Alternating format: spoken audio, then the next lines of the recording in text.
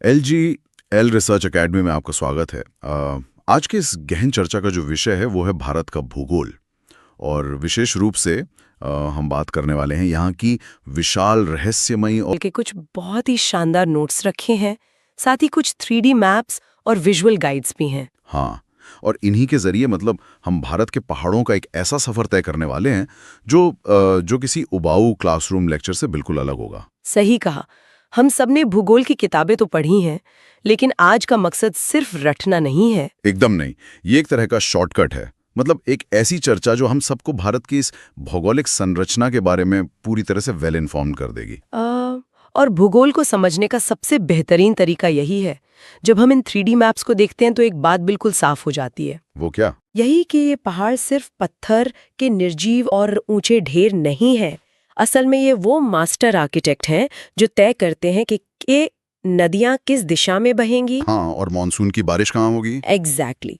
घने जंगल कहाँ पनपेंगे और सदियों से इंसानी सभ्यता का विकास कैसे हुआ है। सब कुछ इन पहाड़ों की बनावट पर ही निर्भर करता है। ठीक है, आइए इसे थोड़ा विस्तार से समझते हैं।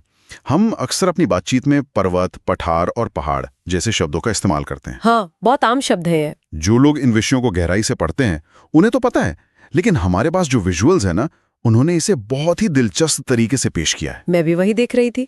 किताबी परिभाषा से अलग अगर सिर्फ बनावट देखें तो पर्वत यानी माउंटेन वो हैं जिनका आधार बहुत चौड़ा होता है और जो उनका शिखर है वो बिल्कुल नुकीला होता है। बिल्कुल, लेकिन जो सबसे दिलचस्प विजुअल मुझे लगा वो पठार या प्लेटो का है। वो 3D मॉडल बहुत ही सटीक है। हाँ, वो कटा हुआ सा जो दिख रहा है। हाँ, जरा कल्पना कीजिए कि किसी विशाल पर्वत की उस नुकीली चोटी को एक विशाल तलवार से काट दिया जाए और ऊपर का हिस्सा बिल्कुल समतल या फ्लैट हो जाए। सही, तो वो पठार बन जाता है। ये किसी मेज या टेबल की तरह है जो जमीन से काफी ऊपर है, लेकिन ऊपर से एकदम सपाट है। और भारत का एक बहुत बड़ा हिस्सा ऐसी ही पठारों से बना है ना। बिल्कुल, विशेषकर दक्षिण भारत ऐसे ही विशाल पठारों से बना है जिसने वहां की पूरी जीवन शैली को आकार दिया है। और फिर आते हैं पहाड़, जिन्हें हम हिल्स कहते हैं। इन नोट्स में एक बहुत ही मजेदार एनालॉजी दी गई है। मतलब उसे पढ़ के मुझे सच में हंसी आ गई। वो बड़े भाई वाली। हाँ, इसमें लिखा है कि पर्वत बड़ा भाई है और पहाड़ छोटा भाई है। सुनने में बहुत साधारण लगता है, लेकिन ये सच है। पहाड़ असल में पर्वत का ही एक लघु रूप है। ऊंचाई काफी कम होती है, लेकिन जो पूरी संरचना है वो लगभग अपने बड़े भाई जैसी होती है। और इन संरचनाओं के बीच का ये बुनियादी फर्क समझना इसलिए भी जरूरी है क्योंकि इन्हीं के आधार पर भारत के मौसम का पूरा खेल चलता है। मौसम का खेल। हाँ, जब हवाएं इन आकृतियों से टकराती हैं तो यही पहाड़ तय करते हैं कि किस राज्य में सूखा पड़ेगा और कहाँ भारी बारिश होगी। यहाँ पर बात सच में बहुत दिलचस्प हो जाती है, क्योंकि अब हम भारत के माप पर उस जगह चलने वाले हैं जिसने इतिहास को सबसे ज्यादा करीब से देखा है। आप अरावली की बात कर रहे हैं? जी, भारत की सबसे प्राचीन पर्वत श्रृंखला अरावली। अगर हम मैप पर नजर डालें तो ये पश्चिमी भारत में एक विकर्ण या डायगोनल रेखा की तरह खींची हुई दिखती है। हाँ, एकदम एक तिरछी लकीर की तरह। ये गुजरात के पालनपुर से शुरू होती है, फिर राजस्थान और हरियाणा का सफर तय करते हुए सीधे दिल्ली तक पहुंचती है। लेकिन जो चीज सबसे ज्यादा ध्यान खींचती है वो है इसका फैलाव। बिल्कुल, इस पूरी लंबी श्रृंखला का लगभग 80% हिस्सा अकेले राजस्थान राज्य में स्थित है। यहाँ जो बात सबसे आकर्षक है वो ये है कि अरावली कोई आम पर्वत श्रृंखला नहीं है। यहाँ थोड़ा रुककर इसके भूवैज्ञानिक इतिहास को समझना चाहिए। इसके इतिहास में ऐसा क्या खास है? रिसर्च बताती है कि इसकी उम्र लगभग 570 मिलियन वर्ष पूर्व की है। 570 मिलियन वर्ष? जरा सोचिए इस नंबर के बारे में। ये उस समय की बात है जब पृथ्वी पर डायनासोर भी नहीं थे। बाप रे। भूविज्ञान की भाषा में इसे एक अवशिष्ट पर्वत या रेलिक्ट माउंटेन कहा जाता है। रेलिक माउंटेन मतलब जो अब सिर्फ एक अवशेष या बचा कुचा हिस्सा रह गया है। एकदम सही समझे आप। करोड़ों साल पहले अरावली आज के हिमालय से भी ज्यादा विशाल और ऊंचा हुआ करता था। हिमालय से भी ऊंचा? ये तो मैंने सोचा ही नहीं था। हाँ, लेकिन 570 मिलियन सालों तक हवा, पानी और मौसम की मार ने, जिसे हम इरोजन कहते हैं, उसने इसे घिस कर आज की स्थिति में ला दिया है। इसीलिए अब यह पर्वत से ज्यादा एक पहाड़ या हिल्स की तरह नजर आता है। प्राचीन प्रहरी कहा जाता है। प्रहरी मतलब रक्षक? हाँ, और आज के समय में इसकी पारिस्थितिक भूमिका बहुत बड़ी है। अगर ये अरावली राजस्थान के बीच एक दीवार बनकर खड़ी न होती तो थार के रेगिस्तान की रेत दिल्ली तक आ जाती, पूरी दिल्ली और पश्चिमी उत्तर प्रदेश को भी एक बंजर रेगिस्तान बना चुकी होती।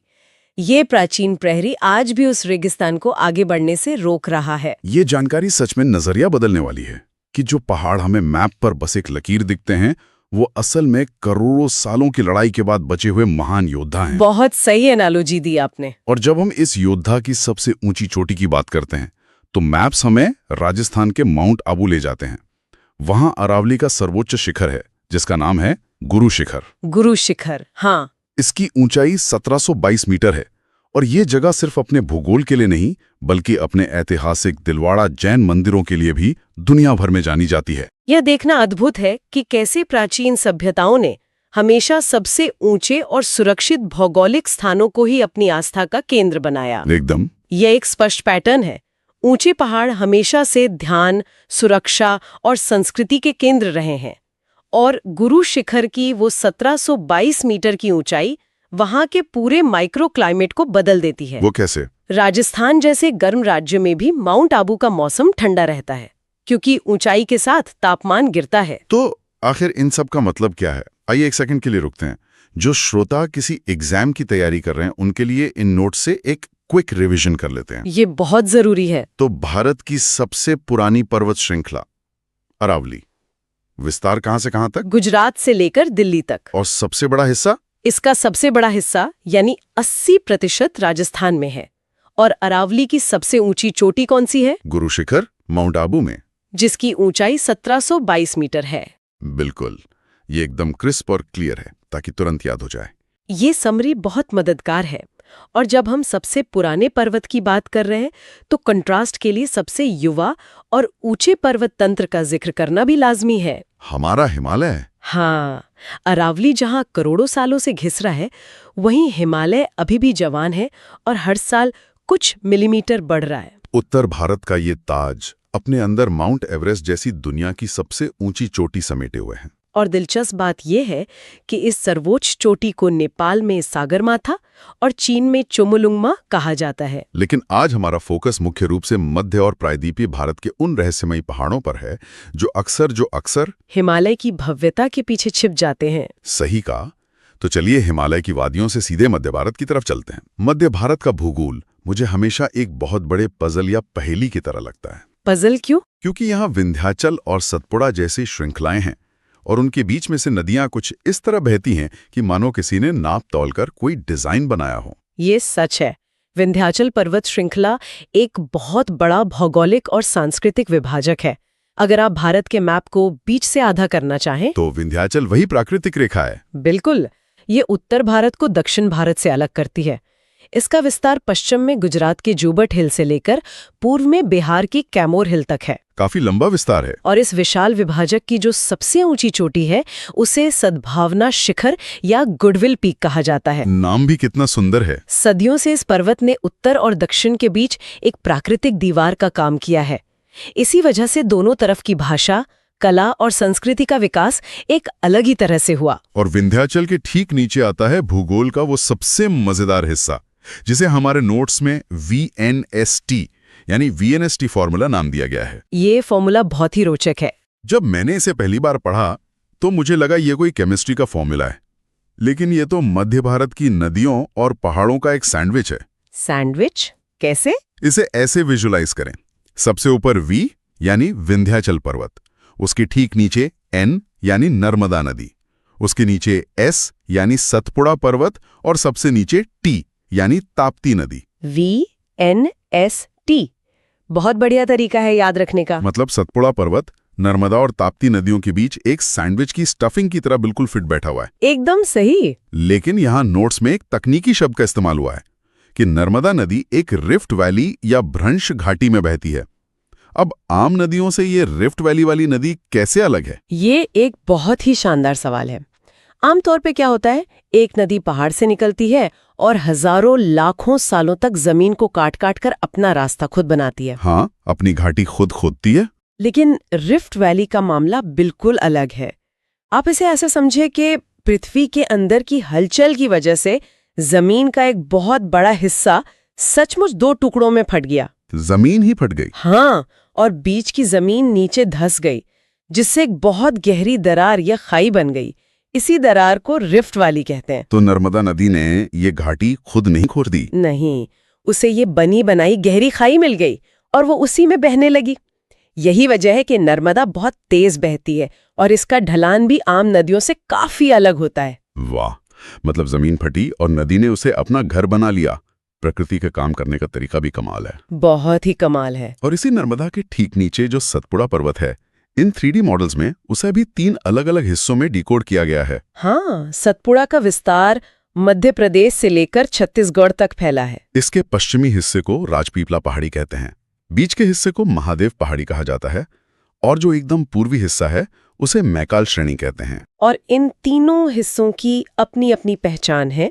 जैसे सतपुड़ा पर्वत की जो ओवरऑल सबसे ऊंची चोटी है वो महादेव पहाड़ी वाले हिस्से में है। उसका क्या नाम है? उसका नाम है धूपगढ़, जिसकी ऊंचाई 1350 मीटर है। धूपगढ़ 1350 मीटर। लेकिन परीक्षाओं के लिहाज से और हमारी पारिस्थितिकी के लिहाज से जो सबसे महत्वपूर्ण चोटी है वो पूर्वी हिस्से यानी मैकाल श्रेणी में है। अच्छा, मैकाल श्रेणी में। हाँ, उसका नाम है अमरकंटक। इसकी ऊंचाई लगभग 1036 से 1055 मीटर के बीच मापी जाती है। अरे, और अमरकंटक ही तो वो जगह है जहां से हमारी इसी नर्मदा नदी का उद्गम होता है। बिल्कुल। मतलब नदी जिस पहाड़ से पैदा हो रही है उसी के समानांतर अपनी भ्रंश घाटी में बहते हुए आगे बढ़ रही है। क्या गजब का तालमेल है। यही तो भूगोल की सुंदरता है। अब इस मध्य भारत के सैंडविच से थोड़ा और पश्चिम और दक्षिण की तरफ चलते हैं, जहां भारत के पश्चिमी रत्न और दक्षिण के विशाल शिखर हमारा इंतजार कर रहे हैं। पश्चिमी रत्नों में सबसे पहले नजर जाती है गुजरात की गिर पहाड़ियों पर। गिर के जंगल। हाँ, ये सिर्फ भूगोल का विषय नहीं है बल्कि दुनिया के सबसे सफल संरक्षण या कंजर्वेशन की कहानी भी है। ये गिर पहाड़ियां पूरी दुनिया में एशियाई शेरों का यानी एशियाटिक लायंस का इकलौता घर है। पूरी पृथ्वी पर इकलौता घर? हाँ, पूरी पृथ्वी पर। और कहीं भी ये शेर प्राकृतिक रूप से नहीं पाए जाते। इन पहाड़ियों का सूखा और पतझड़ वाला जंगल इन शेरों के लिए एक परफेक्ट घर का काम करता है। और गुजरात से थोड़ा नीचे महाराष्ट्र की तरफ आएं तो हमें अजंता पर्वत श्रेणी दिखाई देती है। अजंता की गुफाएं। बिल्कुल, भूगोल और इतिहास के संगम का इससे बेहतरीन उदाहरण शायद ही कोई हो। इसी पर्वत श्रेणी के पत्थरों को काटकर यूनेस्को द्वारा मान्यता प्राप्त अजंता और एलोरा की गुफाएं बनाई गई थीं। सच में, कैसे भूगोल एक कैनवस बन जाता है और सदियों तक मानव इतिहास और उसकी बेजोड़ कला को अपने सीने में सुरक्षित रखता है, ये उसका जीता जागता सबूत है। और महाराष्ट्र से ही शुरुआत होती है भारत के उस भौगोलिक फीचर की जो भारत के पूरे मौसम तंत्र को चलाता है, पश्चिमी घाट। हाँ, जब हम भारत के प्रायद्वीपीय हिस्से को देखते हैं जो नीचे से वी आकार का है, तो उसके दोनों किनारों पर पहाड़ों की लंबी दीवारें हैं। पश्चिम में पश्चिमी घाट हैं और पूर्व में पूर्वी घाट हैं। हमारे पास जो मैप है उसमें इन दोनों घाटों के बीच का अंतर बहुत ही बारीकी से दिखाया गया है। पश्चिमी घाट, जिसे सह्याद्री पर्वत भी कहते हैं, वो एक बिल्कुल लगातार या कॉन्टिन्यूअस दीवार की तरह है। उसमें बीच बीच में बहुत कम दरारें हैं। हाँ, लेकिन दूसरी तरफ जो पूर्वी घाट है, जिसे महेंद्रगिरी पर्वत भी कहा जाता है, वो बहुत ही कटा छटा या ब्रोकन है, मतलब टुकड़ों में बटा हुआ है। ये अंतर क्यों है? एक दीवार लगातार है और दूसरी टूटी हुई है। इसके पीछे लाखों सालों का एक बहुत बड़ा हाइड्रोलॉजिकल खेल है। जो दक्कन का पठार है उसका ढलान पश्चिम से पूर्व की तरफ है। मतलब भारत का बीच का हिस्सा पूर्व की दिशा में थोड़ा सा झुका हुआ है। एग्जैक्टली। इस वजह से गोदावरी, कृष्णा और कावेरी जैसी विशाल नदियां पश्चिम से निकलकर पूर्व की ओर बहती हैं। अच्छा। और लाखों सालों से ये नदियां बंगाल की खाड़ी में गिरने से पहले पूर्वी घाट के पहाड़ों से होकर गुजरी हैं। पानी की ताकत ने धीरे धीरे इन पहाड़ों को काट दिया और अपने लिए बड़े बड़े रास्ते बना लिए। तो इसी वजह से पूर्वी घाट कटाछटा या ब्रोकन नजर आता है, जबकि पश्चिमी घाट एक लगातार दीवार की तरह खड़ा है। बिल्कुल। और इसी लगातार खड़ी दीवार का नतीजा है भारत का मानसून। वो कैसे? क्योंकि जब अरब सागर से उठने वाले मानसून के बादल आते हैं तो ये पश्चिमी घाट उन्हें रोक लेता है, जिससे भारत के पश्चिमी तट पर मूसलाधार बारिश होती है। ये सब कितना आपस में जुड़ा हुआ है। भूगोल सच में एक मास्टर आर्किटेक्ट है। लेकिन कहानी में एक और ट्विस्ट आता है जब हम मैप के एकदम दक्षिण में पहुंचते हैं। एक मिलन स्थल। हाँ, एक ऐसा बिंदु आता है जहां यह पश्चिमी घाट और पूर्वी घाट आपस में टकरा जाते हैं। अगर हम इसे व्यापक संदर्भ से जोड़कर देखें तो उस मिलन स्थल को क्या कहते हैं? उस जगह को नीलगिरी पर्वत श्रेणी कहा जाता है। नीलगिरी, जिसका शाब्दिक अर्थ है नीले पहाड़। नीले पहाड़। ये क्षेत्र अपनी सुंदरता और चाय के बागानों के लिए मशहूर है। इन नोट्स के मुताबिक नीलगिरी पर्वत श्रेणी की सबसे ऊंची चोटी का नाम डोडा बेट्टा है। इसकी ऊंचाई 2637 मीटर है। और यहाँ एक कैच है, इतनी ऊंचाई होने के बावजूद और नीलगिरी का नाम इतना मशहूर होने के बावजूद डोडा बेट्टा दक्षिण भारत की सबसे ऊंची चोटी नहीं है। सही कहा आपने। ये दक्षिण भारत की दूसरी सबसे ऊंची चोटी है। ये एक ऐसा फैक्ट है जहां अक्सर लोग गलती कर देते हैं। तो अगर डोडा बेट्टा दूसरी सबसे ऊंची चोटी है, तो सर्वोच्च चोटी कौन सी है? इसके लिए हमें नीलगिरी से थोड़ा और दक्षिण में जाना होगा।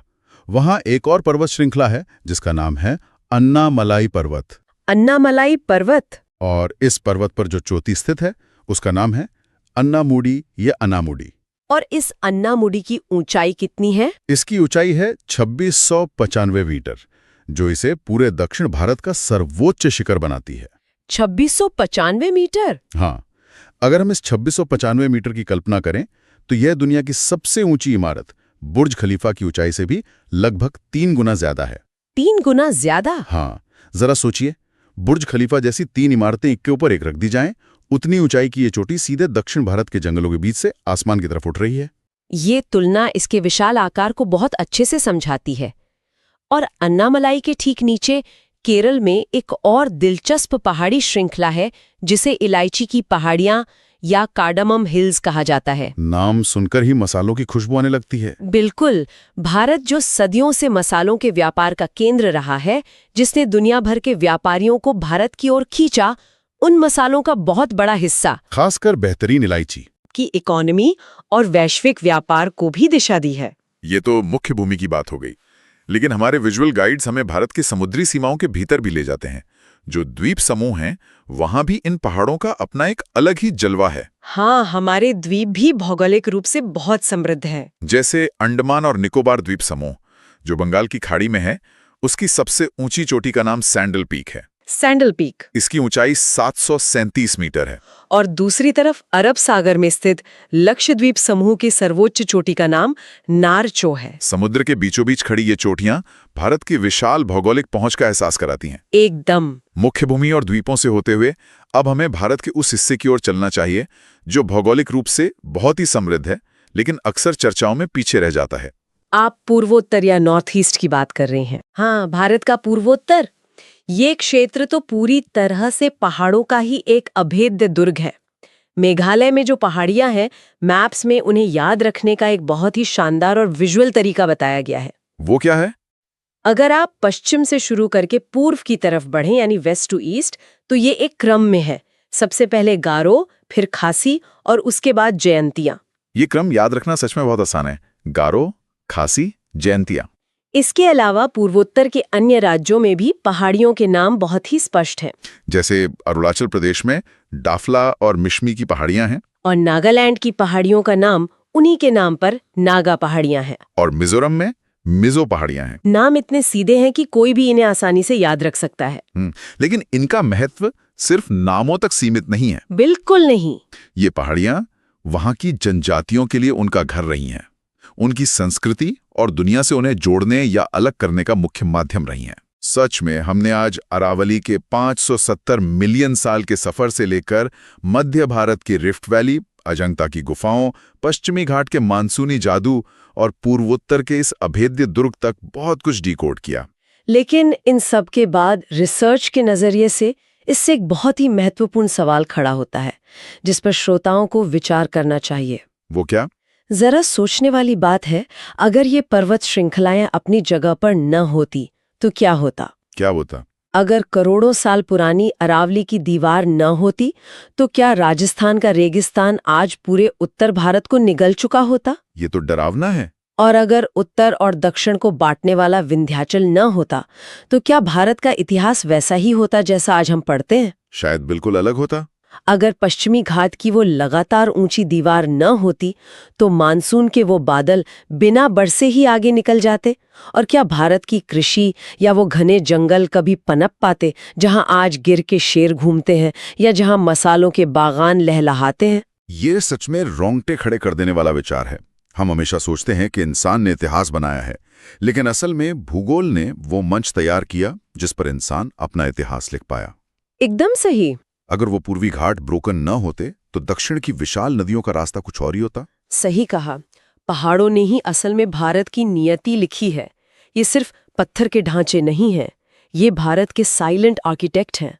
अगली बार जब भी कोई इन पहाड़ों की तरफ देखे तो उसे सिर्फ एक ऊंचा हिस्सा न समझे, बल्कि उसके पीछे छिपे इस लाखों साल के भूवैज्ञानिक सफर को देखे। हाँ, नदियों के रास्तों और उस पहाड़ पर टिकी हुई पूरी की पूरी पारिस्थितिकी और जिंदगी को जरूर याद करें।